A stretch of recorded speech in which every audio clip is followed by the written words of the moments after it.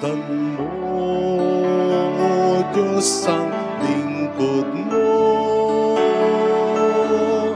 na nagbabalik loob sa iyo. Bagamat di marapat ay dumudulog sa'yo upang makamtan ang awa mo. Ang diwa ko'y naninindig kung malayo sa'yo. Ang puso ko'y namimigati kung mawalay sa'yo. Kailan ko pa kaya matitikman ang awa mo? Kailan tatamuhin ang patawad mo? In the name of the Father, and of the Son, and of the Holy Spirit. Amen. The Lord be with you. And with your spirit. To prepare ourselves to celebrate the sacred mysteries, let us first call to mind our sins and ask the Lord for pardon and mercy.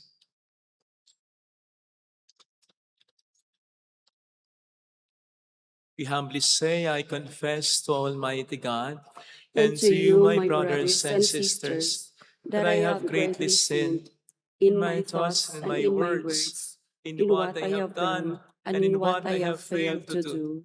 Through my fault, through my most grievous fault. Therefore I ask the Blessed Mary, ever Virgin, all the angels and the saints, and you, my brothers and sisters, to pray for me to the Lord our God. May Almighty God have mercy on us, forgive us our sins, and bring us all to life everlasting. Amen. Lord, have mercy. Lord, have mercy. Christ, have mercy. Christ, have mercy. Lord, have mercy. Lord, have mercy. Let us pray.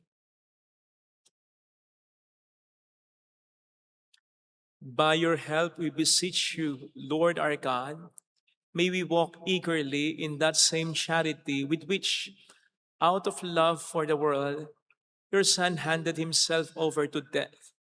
Through our Lord Jesus Christ, your Son, who lives and reigns with you in the unity of the Holy Spirit, one God forever and ever.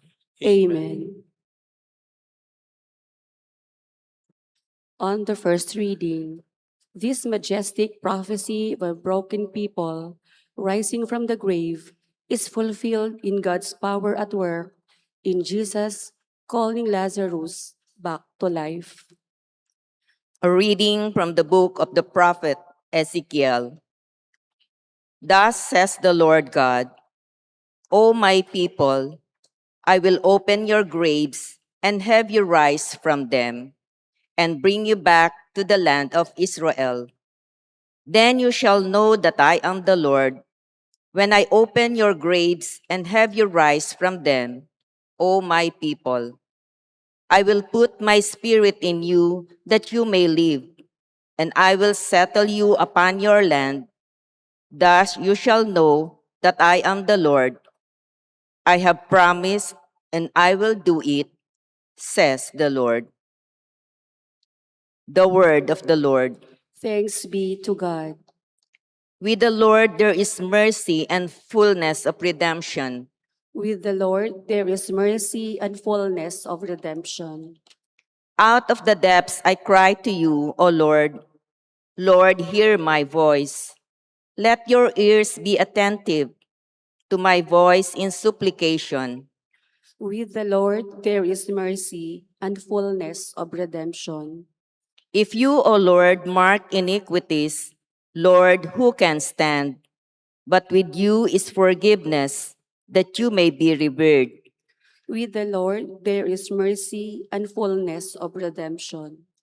I trust in the Lord, my soul trusts in his word.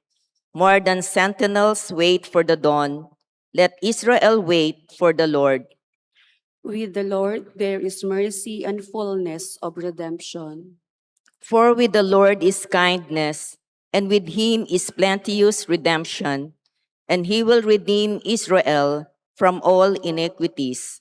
With the Lord there is mercy and fullness of redemption.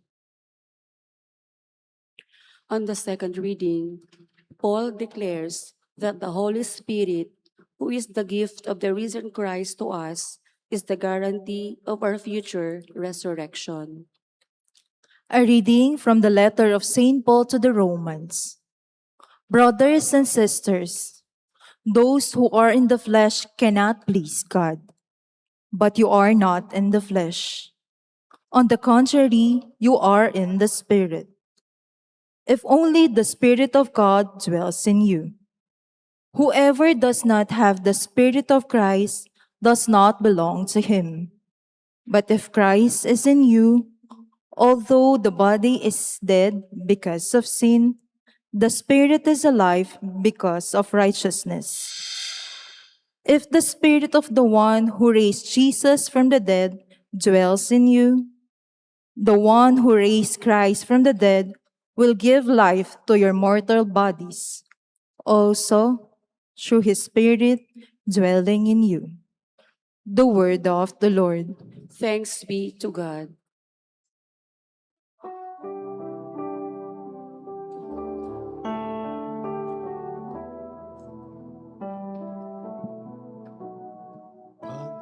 Pagkabuhay ako't buhay, nabubuhay ng sino man. Ako'y pinananaligan, ay di mapapanaigan ng kamatayan. Kailanman magkabuhay ako't buhay, nabubuhay ng sino man. Ako'y pinananaligan, ay di mapapanaigan ng kamatayan. Kailanman. The Lord be with you. And with your spirit. A reading from the Holy Gospel according to John. Glory to you, O Lord. The sisters of Lazarus sent word to Jesus, saying, Master, the one you love is ill.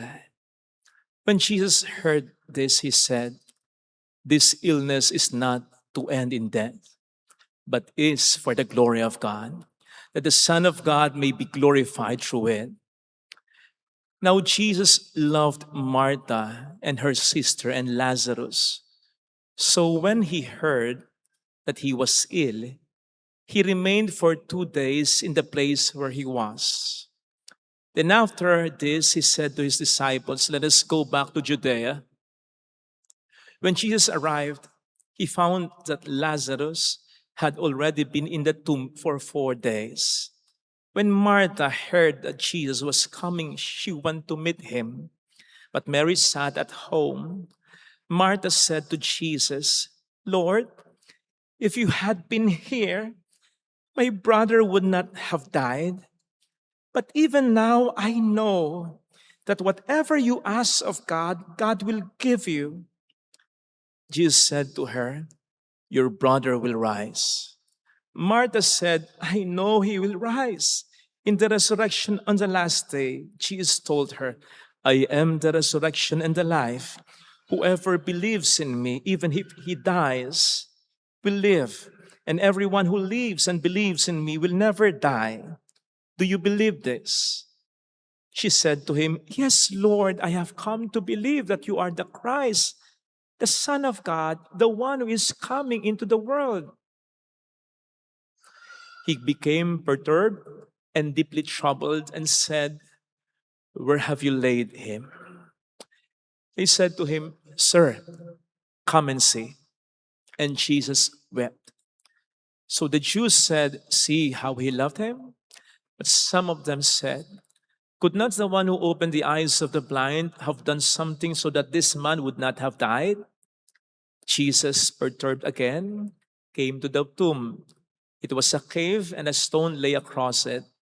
Jesus said, "Take away the stone." Martha, the dead man's sister, said to him, "Lord, by now there will be a stench. He has been dead for 4 days."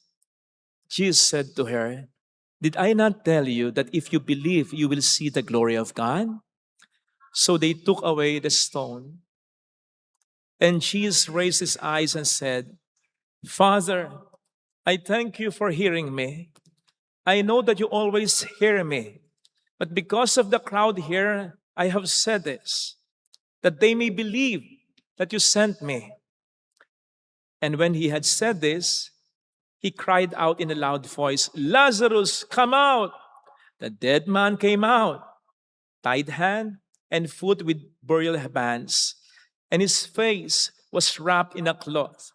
So Jesus said to them, "Untie him and let him go." Now, many of the Jews who had come to Mary and seen what he had done began to believe in him. Sisters and brothers, the gospel of the Lord. Praise to you, Lord Jesus Christ. Shout out sa mga kapatid nating OFW. Ang pulang laso na ito ay lagi kong personal na pagpupugay sa inyo. Salamat po sa sakripisyo niyo. Gayon din sa mga nagpapakabuting alagad ng batas, mga pulis, sundalo, Navy, salamat po sa pagpapakabuti ninyo. Nagampanan ang tungkulin ninyo. Welcome sa Our Lady of Lazaret, Quasay Parish, kung saan ayos lang pong umiyak. Nasamahan tayo ng mahal na ina sa pag-iyak at sa pagdarasal upang maging maayos ang lahat. May nabasa na po ba kayong CP sa Bible or verses na after reading ay ang naging reaksyon nyo ay parang ganito? Ano yun? Ano sabi? Ano raw? Parang nawala yata ako doon. Kasi you suddenly find yourself hanging or wondering kung ano ang ibig nitong sabihin. Kasi hindi mo makita yung connection, hindi mo makita yung kaugnayan. Well, I believe itong dalawang verses sa ating gospel reading para sa araw na ito, ang magandang halimbawa niyan, particularly yung verse 5 and 6. And I quote, "Now Jesus loved Martha and her sister and Lazarus. So, when he heard that he was ill, he remained for 2 days in the place where he was." Sa mas literal na pagsasalin sa Tagalog, ganito ito. Mahal ni Jesus, sina Marta, Maria at Lazaro. Kaya, nang malaman niyang may sakit si Lazaro, nanatili muna siya ng 2 araw sa lugar kung saan siya naroon. O di ba? Hindi ba kayo ano yun? Ano raw? Ba't ganon? Nawala ako doon. Bakit? Take note. In-emphasize muna ni St. John, mahal ni Kristo yung 3 magkakapatid. And then he said, nang malaman ni Jesus na may sakit si Lazaro, na by the way ay malubha na, nanatili pa siya ng 2 araw kung saan siya naroon bago siya umalis. Di ba nakakalito? Lalong-lalo na yung word na so, ibig sabihin, therefore, for this reason, thus, hence, yun ang ibig sabihin ng salitang so. Kaya kapag nakakita tayo ng salitang so, ibig sabihin, konektado sa unang pangungusap, yung susunod na karugtong. Sa palagay ba ninyo, magkakonekta ito?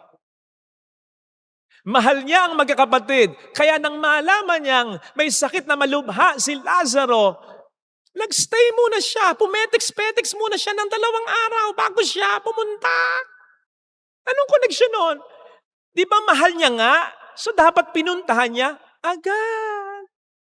Para matulungan niya. At si Lazaro ay mapagaling niya. Karanasan lang magsasabi sa atin na sa oras ng ating matinding pangangailangan, Napakahalaga ng presensya ng mga taong sa atin ay mahalaga. Kamag-anak, kapamilya, kaibigan. Diba? Lalong-lalo na kung alam natin na makatutulong yung mga yan. Alam po ninyo yung expression na I will be with you in spirit. Masarap pakinggan yan. Lalong-lalo na kung they mean it naman. Pero the most, para lamang yan sa mga magagandang okasyon.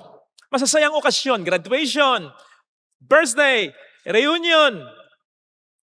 Hindi makararating dahil sa matinding rason. Pasensya na ha. Pero nandiyan naman ako sa diwa, sa espiritu. I will be with you in spirit. Sarap pakinggan. Lalong-lalo na kung may matinding dahilan at they mean it naman. Pero sa oras ng iyong matinding pangangailangan, lalong-lalo na sa mga tao iyong inaasahan, sa palagay mo, masarap pakinggan yan? Sa palagay mo, magandang ma-receive bilang text message yan?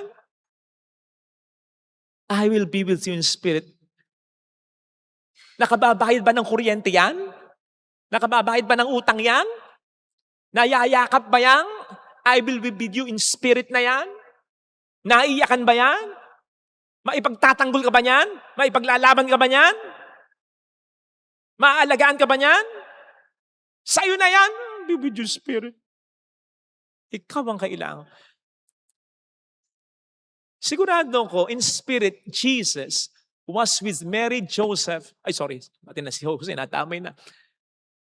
In spirit, Jesus was with Mary, Martha, and Lazarus. Sigurado ko doon. Sigurado ko, naiisip ni Jesus ang magkakapatid habang siya'y nananatili ng 2 days pa sa kinaroroonan niya. So, Jesus was with them in spirit. Pero yun ba ang kailangan nila? Lalong-lalo na alam nila si Kristo na kapag papagaling ng may sakit. Minsan nga kahit hindi hinihingi yung tulong na nagkukusa siya, sila pa ba itong humihingi ng tulong na kaibigan pa niya? Sila pa ba ang hindi mag-expect sa kanya? Close sila. Pero parang hindi yun ang naramdaman nila, lalong-lalo na ni Martha. No wonder, pagdating ni Jesus, sinalubong agad niya. Anong sabi niya? Panginoon, kung nandito ka, hindi mamamatay ang kapatid ko. Isipin nga ninyo, may papanumbat, di ba? Kung ngayon yan, ganito yan. Panginoon, ito po yung autopsy report ng kapatid ko. Basahin niyo. Makikita po niyo dyan yung dahilan kung bakit namatay siya. Cause of death, hindi aksidente. Hindi bangungot, hindi siya pinatay. Hindi kahit anong sakit ang cause of death. You were not present. Namatay siya dahil wala ka. Pero tingnan po ninyo, yung reaksyon ni Jesus. Nagalit ba siya? Sinabi ba niya, hello? Tinawag mo pa akong Panginoon, susumbatan mo ako ng ganyan? Sa harapan talaga ng maraming tao? Hindi. Jesus just took it. Ito'y para sabihin sa atin, God is big enough to handle, to take our emotions. Kaya nga may salmo di ba? May salmong tugunan. Kung babasahin po niyo yung mga salmo, marami sa mga psalms ay nagpapakita ng mga wrong emotions. Galit, hinanakit. Why have you forsaken me? Hanggang kailan mo ako titiisin? Natutulog ka ba? Gumising ka na. Ay, yun ang sinasabi ng salmo sa Diyos. Ilalagay ba ng Diyos yan? Kung hindi okay sa Kanya yan? Inspired niya ang banal na kasulatan. Ibig sabihin, okay lang sa Kanyang magtampo ka. Okay lang sa Kanyang magalit ka. Okay lang din sa Kanyang questionin mo siya. Pero, wag na wag kang mawawalan ng pananampalataya sa Kanya. Okay lang sa kanyang magalit ka, magtampo ka, questionin mo siya, pero wag na wag kang mawawalan ng pananampalataya sa kanya. Yun ang pinakita ni Martha. Galit siya, nagtatampo, kino-question niya. Pero anong sabi niya? But even now, I know that whatever you ask of God, He will give you.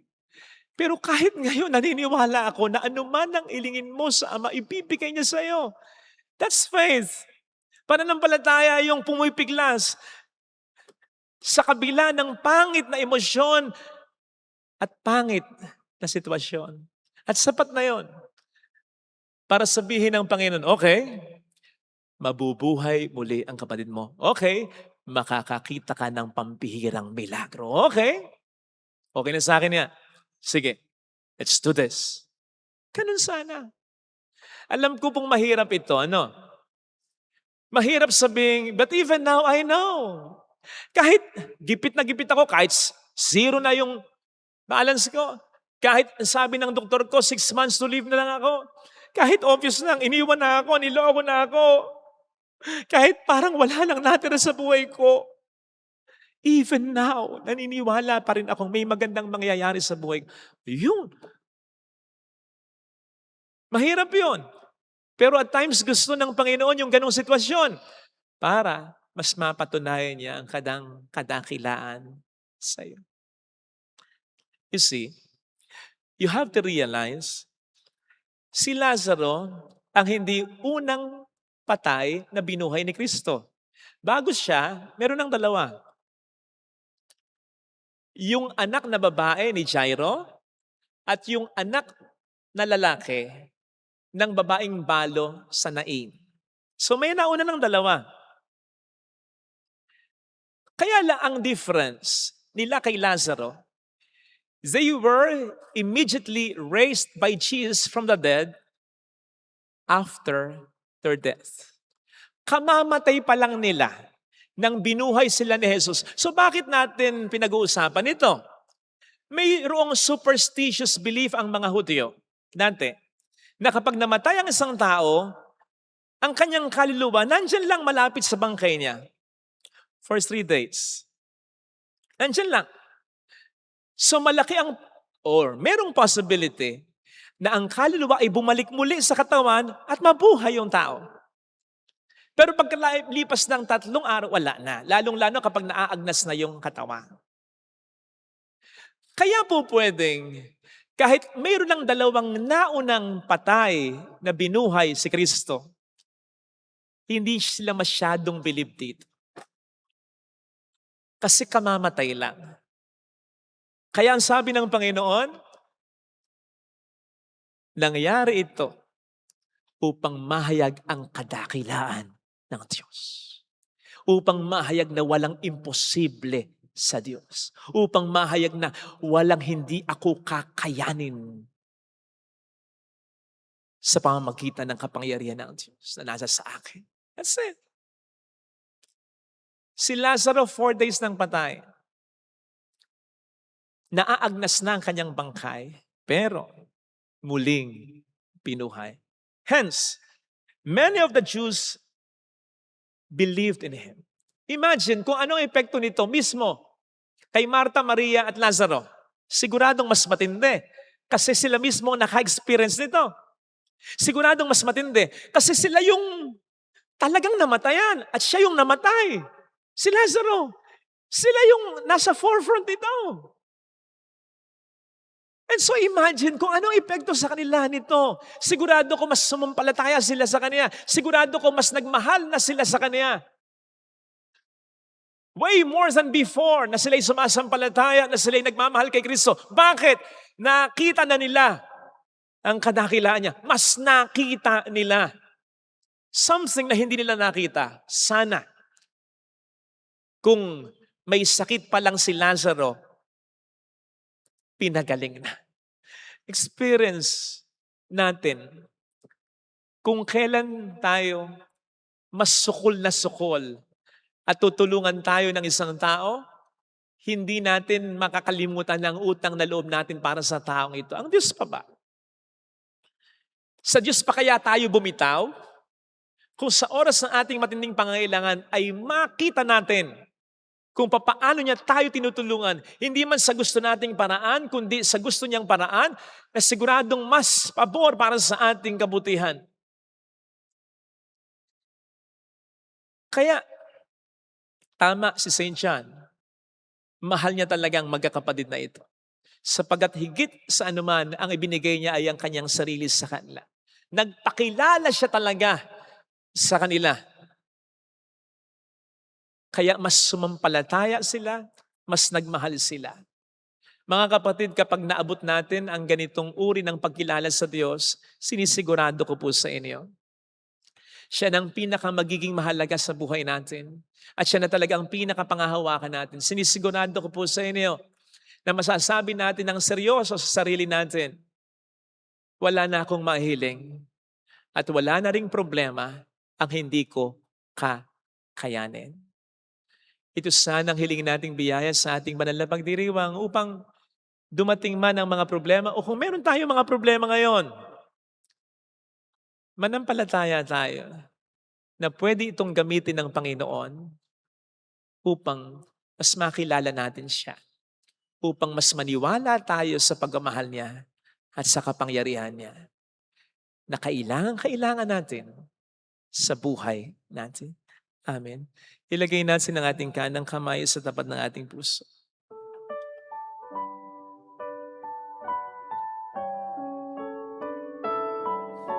Awitin natin. Alam kong may magagawa ang Diyos.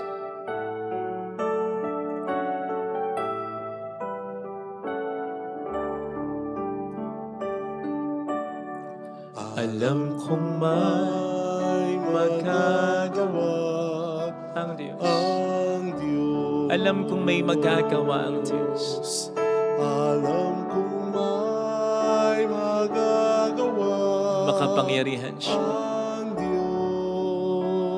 Kung ako'y magtatapat, Kung ako'y magtatapat sa Kaniya'y maglilingkod. sa Kanya'y maglilingkod. Alam kong may magagawa ang Diyos. Kung may magagawa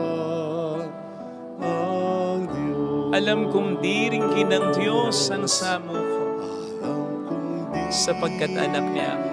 ng Diyos ang samo ko. Alam kong diringkin ng Diyos ang samo ko, Alam kong diringgin ng Diyos ang samo ko.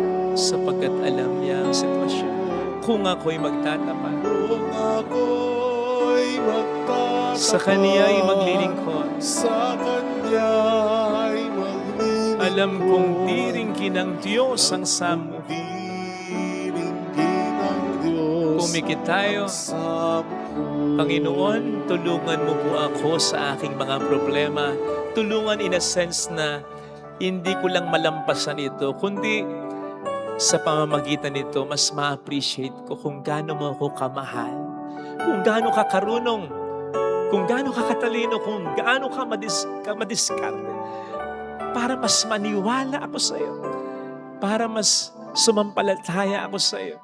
Kasi alam ko hindi lang ito ang mga problemang darating sa buhay ko. Maigin na ngayon pa lang, mas sampalatayanan na kita sa kung sino kang talaga. Ikaw ay Diyos, hindi lang kapag ang mga bagay na naranasan ko ay maganda. Ikaw ay Diyos kahit nasa gitna ng aking mga problema. Mayroong magandang mangyayari sa'yo. Mas magiging marami ang blessings mo kung makikita mo ang Panginoon hindi lang sa mga bagay na kaaya-aya. Kung makikita mo rin kumikilos siya kahit sa iyong mga mabibigat na mga problema, mayroong magandang mangyayari sa iyo.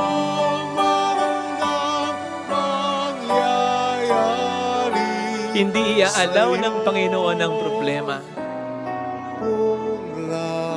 kung hindi ito kapupulutan ng maganda. Papuri sa Ama, glory to the Father, and to the Son, and to the Holy Spirit. As it was in the beginning, is now, and ever shall be, world without end. Amen. I believe in God, the Father Almighty, creator. Creator of heaven and earth, and in Jesus Christ, his only Son, our Lord, who was conceived by the Holy Spirit, born of the Virgin Mary, suffered under Pontius Pilate, was crucified, died, and was buried. He descended into hell. On the third day, he rose again from the dead. He ascended into heaven, and is seated at the right hand of God, the Father Almighty. From there he will come to judge the living and the dead. I believe in the Holy Spirit, the Holy Catholic Church, the communion of saints, the forgiveness of sins, the resurrection of the body, and life everlasting. Amen. Lazarus is brought to life to show that the Lord Jesus is our resurrection and life. With confidence that we share in Jesus' victory over death, we now pray to our Heavenly Father as we say, God of life, hear our prayer.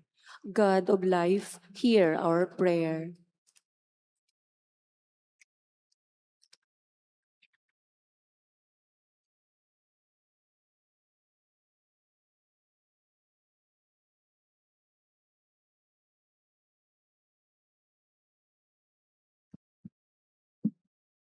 May your church and her leaders hold on to your promise of resurrection in prayer, service to each other, and in trials and tribulations of all God's people. We pray. God of life, hear our prayer. May hope in the resurrection and future life inspire those who govern to reject corruption and abuse to power and embrace humility and faithful service to their countrymen. We pray. God of life, hear our prayer. May the Lord comfort those who attend to the sick members of their family and those who, like Martha and Mary, mourn the passing of their loved ones. We pray.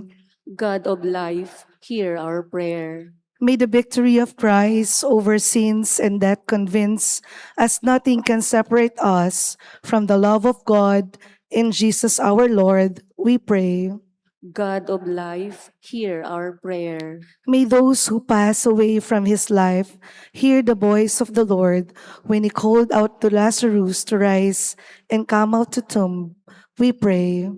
God of life, hear our prayer. Let us pray for the urgent concern of our community and our personal intention. We pray. God of life, hear our prayer. Faithful Father, raise us into new life through the passion, death, and resurrection of your beloved Son. We ask this through Jesus Christ our Lord. Amen. Offertory.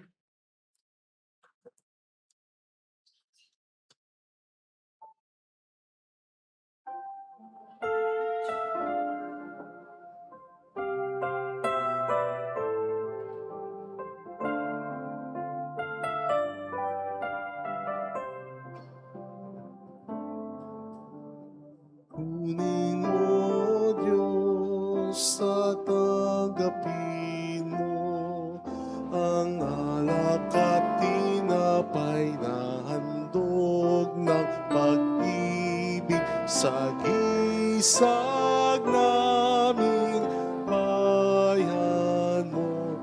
Ang handog na ito ay babaguhin mo, magiging katawan at dugo mo.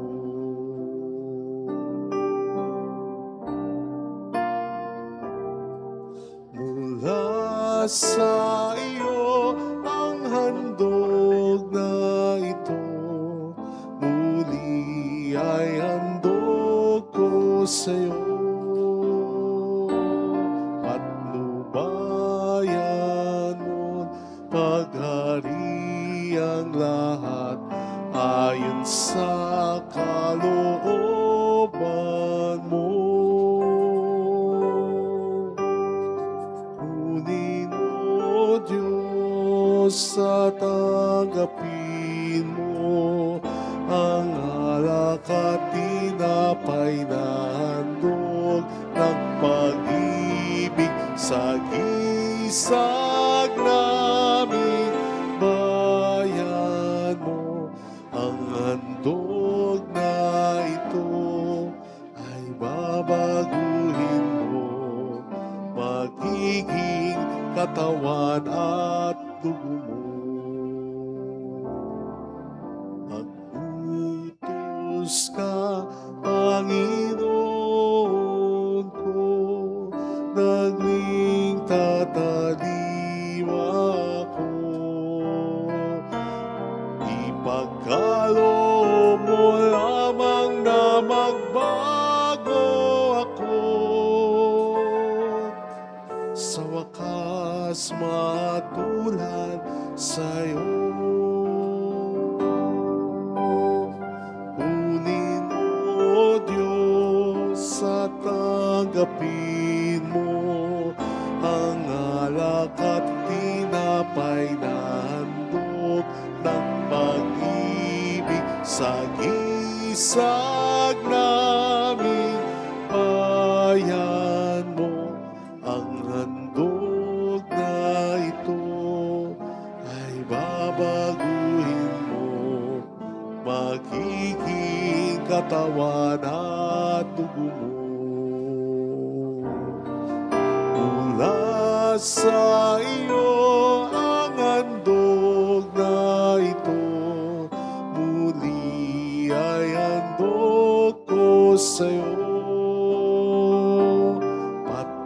Patnubayan mo't paghariang lahat ayon sa kalooban mo.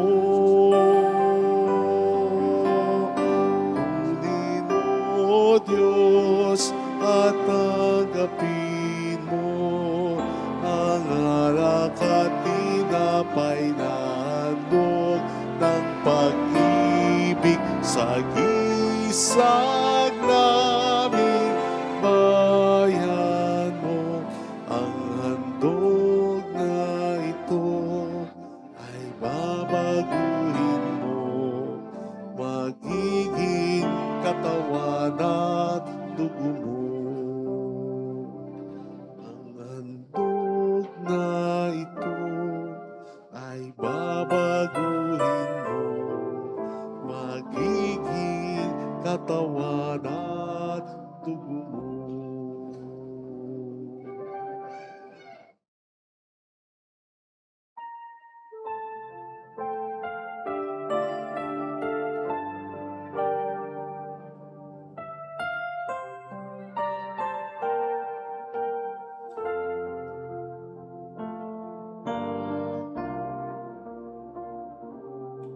Sa'yo, Ama, aming handog ang tinapay at alak na ito, handog ng iyong bayang sumasamo, humihingi ng patawad mo.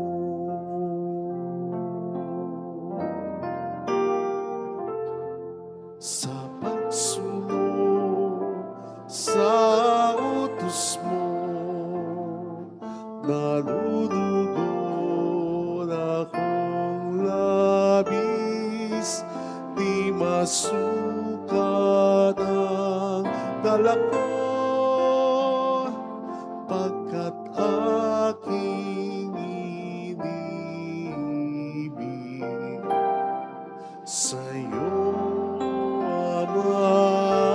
aming handog ang tinapay at alak na ito, handog ng iyong bayan sumasamo,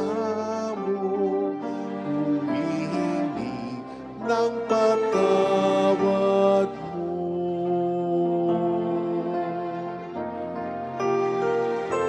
Sa gitna ng kahirapan,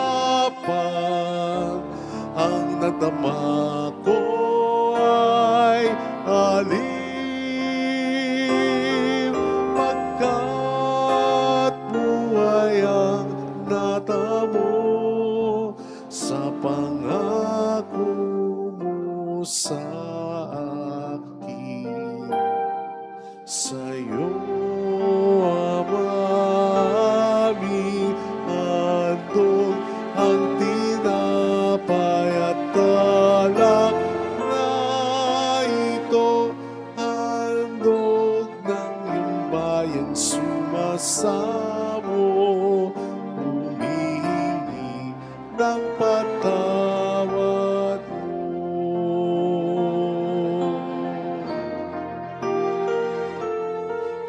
Ang ngalan mo nasa isip, umagat na ang dilim.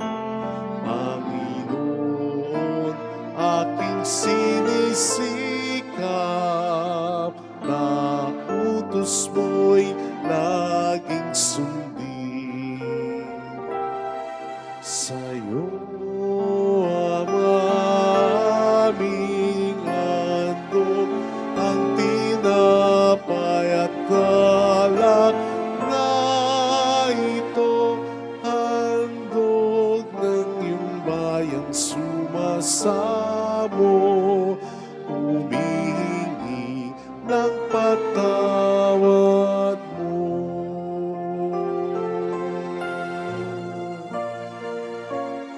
Handog ng iyong bayan sumasamo, humihingi ng patawad mo.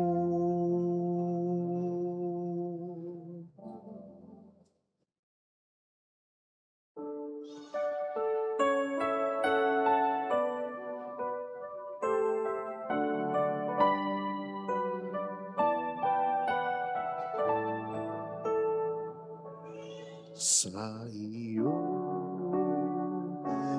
ialay ang buhay at kalakasan, sapagkat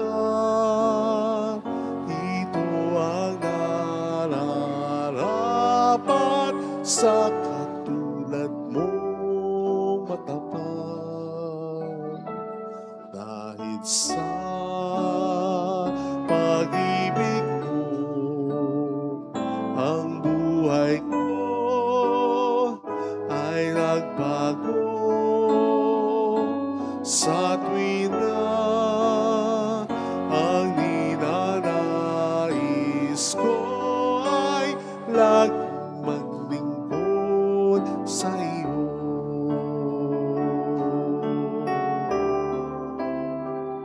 Sumasamba, sumasamo, maghandog sa ngalan mo, pagkat sa'yo ay nadama ang pagmamahal ng Ama. Sumasamba, sumasamo, naghandog sa ngalan mo, pagkat sa'yo ay nadama ang pagmamahal ng Ama. Pagkat sa'yo ay nadama ang pagmamahal ng Ama. Pray, sisters and brothers, that our sacrifice may become acceptable to God, the Almighty Father. May the Lord accept the sacrifice at your hands for the praise and glory of his name, for our good and the good of all his holy church. Hear us, Almighty God, and having instilled in your servants the teachings of the Christian faith, graciously purify them by the working of this sacrifice through Jesus Christ our Lord. Amen. The Lord be with you. And with your spirit, Lift up your hearts. we lift them up to the Let Lord. us give thanks to the Lord our God. It is right and just. It is truly right and just, our duty and our salvation, always and everywhere to give you thanks. Lord, Holy Father, Almighty and Eternal God, through Christ our Lord. For us, true man, he wept for Lazarus, his friend, and as eternal God raised him from the tomb. Just as taking pity on the human race, he leads us by sacred mysteries to new life. Through him, the host of angels adores your majesty and rejoices in your presence forever. May our voices, we pray, join with theirs in one chorus of exultant praise as we acclaim, Holy, Holy, holy, holy Lord, God of hosts. Heaven and earth are full of your glory. Hosanna in the highest. Blessed is he who comes in the name of the Lord. Hosanna in the highest. You are indeed holy, O Lord, the fount of all holiness. Make holy, therefore, these gifts, we pray, by sending down your Spirit upon them like the dewfall, that they may become for us the body and blood of our Lord Jesus Christ. At the time he was betrayed and entered willingly into his passion, he took bread and giving thanks, broke it, gave it to his disciples, saying, "Take this, all of you, and eat of it. For this is my body, which will be given up for you."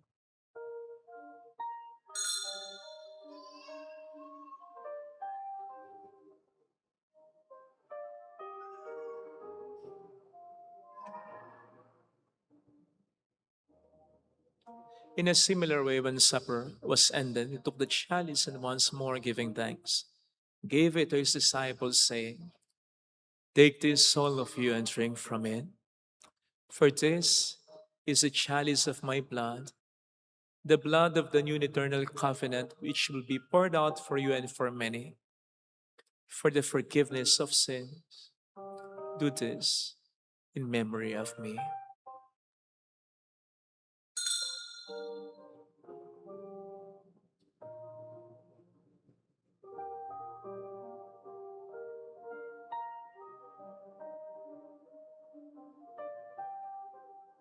Let us proclaim the mystery of our faith. When we eat this bread and drink this cup, we proclaim your death, O Lord, until you come again. Therefore, as we celebrate the memorial of his death and resurrection, we offer you, Lord, the bread of life and the chalice of salvation, giving thanks that you have held us worthy to be in your presence and minister to you. Humbly we pray that partaking of the body and blood of Christ, we may be gathered into one by the Holy Spirit. Remember, Lord, your church is spread throughout the world and bring her to the fullness of charity, together with Leo, our Pope, and Dennis, our Bishop, and all the clergy. Remember also our brothers and sisters who have fallen asleep in the hope of the resurrection, especially those for whom we will now pray. Let us pray for our departed loved ones.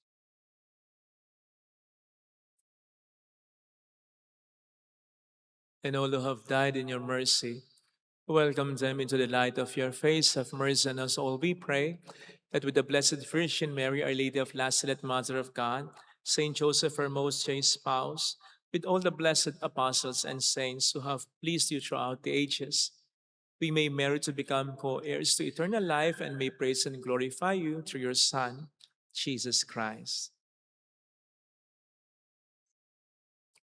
Sa pamamagitan ni Kristo, kasama niya at sa Kanya, ang lahat ng parangal at papuri ay sa iyo, Diyos Ama, makapangyarihan, kasama ng Espiritu Santo, magpasawalang hanggan.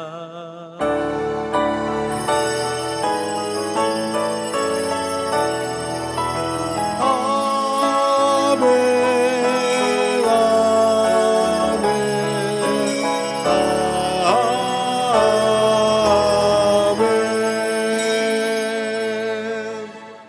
Jesus taught us to call God our Father, and so we have the courage to say,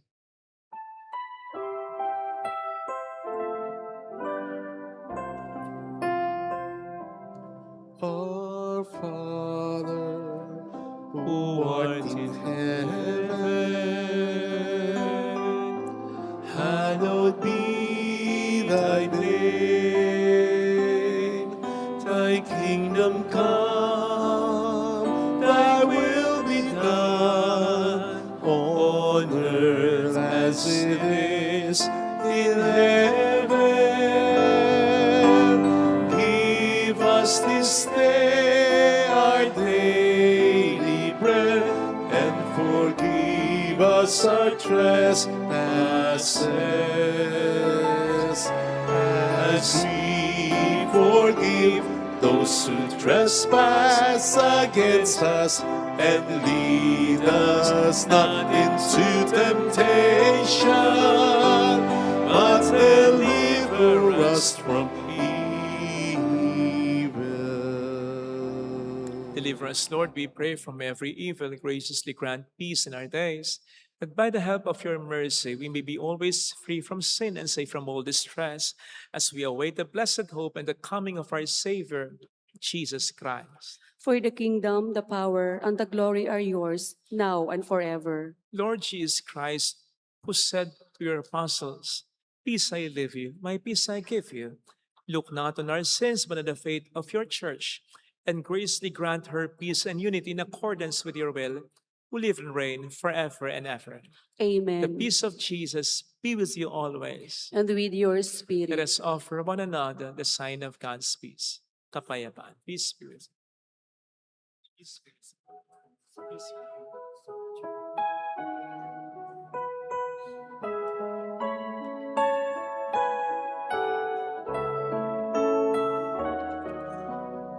Lamb of God, you take away the sins of the world.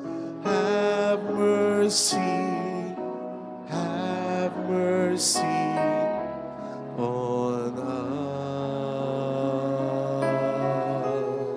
us. Lamb of God, you take away the sins of the world. Have mercy, have mercy on us.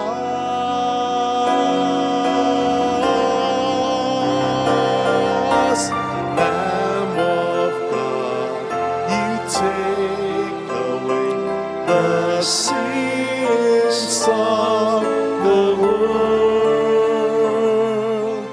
Grant us peace. Grant us peace.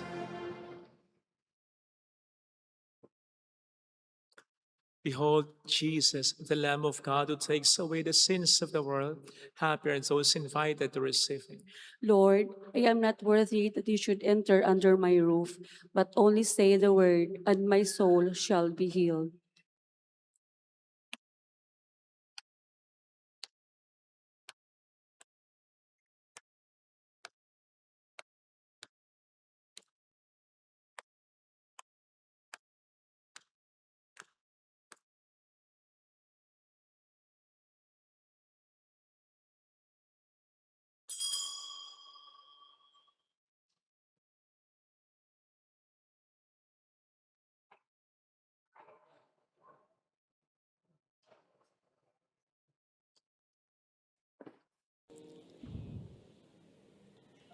An act of spiritual communion. My Jesus, I believe that you are present in the most holy sacrament. I love you above all things, and I desire to receive you into my soul. Since I cannot at this moment receive you sacramentally, come at least spiritually into my heart. I embrace you as if you were already there and unite myself wholly to you. Never permit me to be separated from you. Amen. Ang landas walang patutunguhan. Kaibigan, ano kayang kahantungan?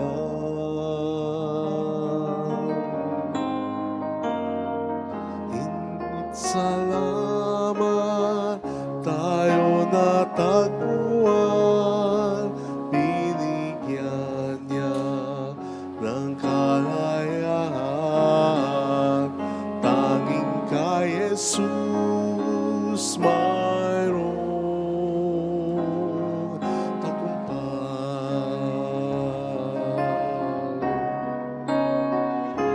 Siyang ating patnubay, siyang ating gabay, siya sa ating nagbigay buhay. Si Jesus ang katotohanan, si Jesus ang naan, siyang aming Panginoon, magpakailan paman.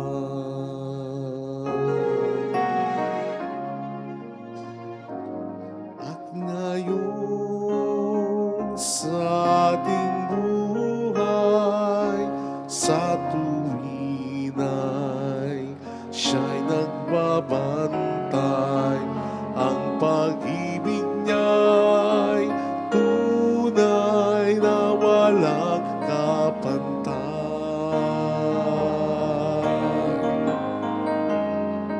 Hinding-hindi na tayo mangangamba, si Jesus laging kasama. Siya ay atin at tayo'y sa Kanya.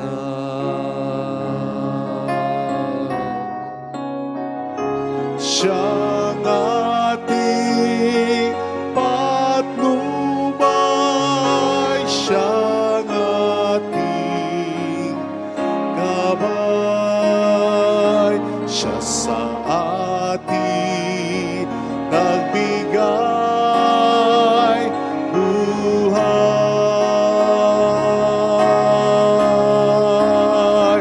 Si Jesus ang katotohanan, si Jesus ang daan, siyang ating Panginoon, magpakailan paman.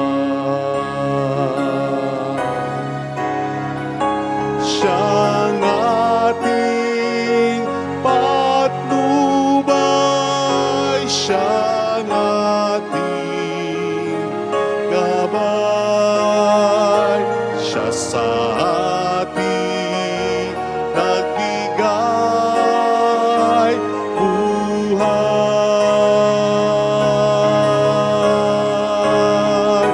Si Jesus ang katotohanan, si Jesus ang daan, siyang ating Panginoon, magpakailan paman.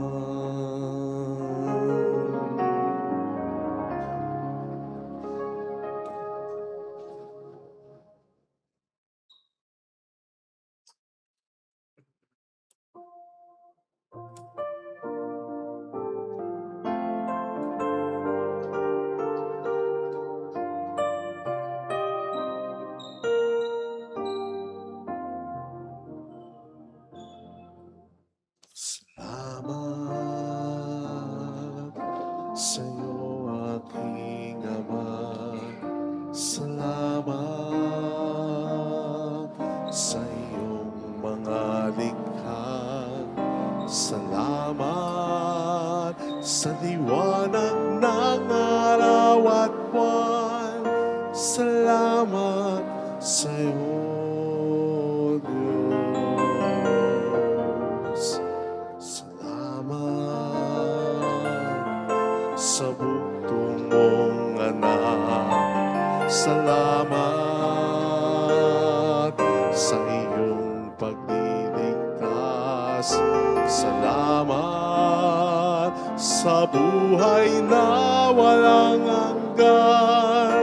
Salamat, salamat sa'yo. Walang hanggan pasasalamat. Sa'yo'y aming sasabitin. Maging sa uling sandali ng aming buhay, pasasalamat sa iyo'y walang hanggan. Walang hanggan pasasalamat. At sa'yo'y aming sasabitin. Maging sa uling sandali ng aming buhay, pasasalamat sa iyo'y, pasasalamat sa iyo'y, pasasalamat sa iyo'y walang hanggan.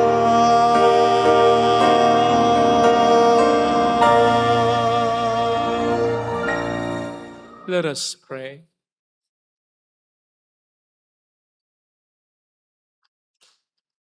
We pray, Almighty God, that we may always be counted among the members of Christ,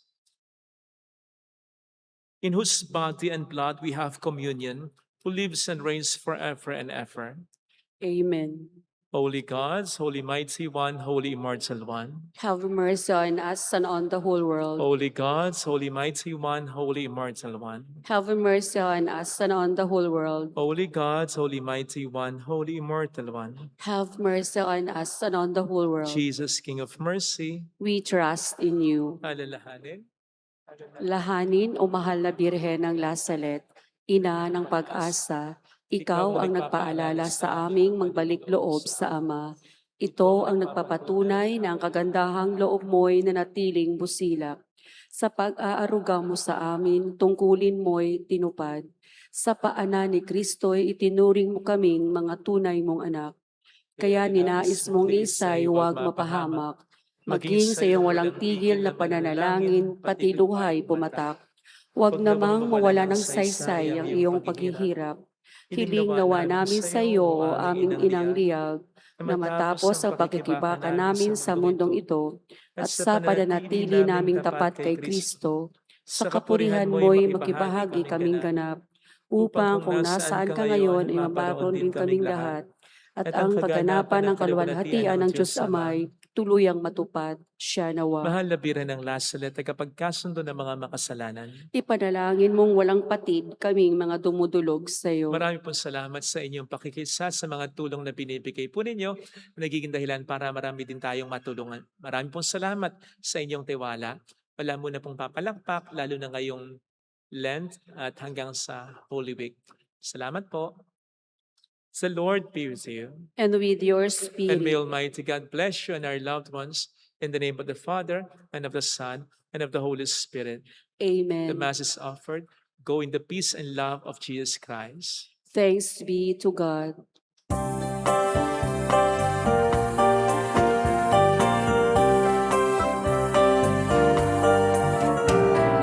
Aming inialay ang pag-ibig na walang kapatan. Okay, sarap mabuhay kung may nagmamahal.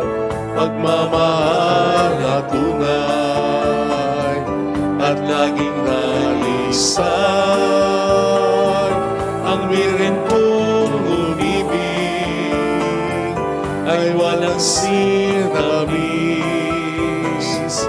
magsintang sakralinis sa'yo hanggang langit.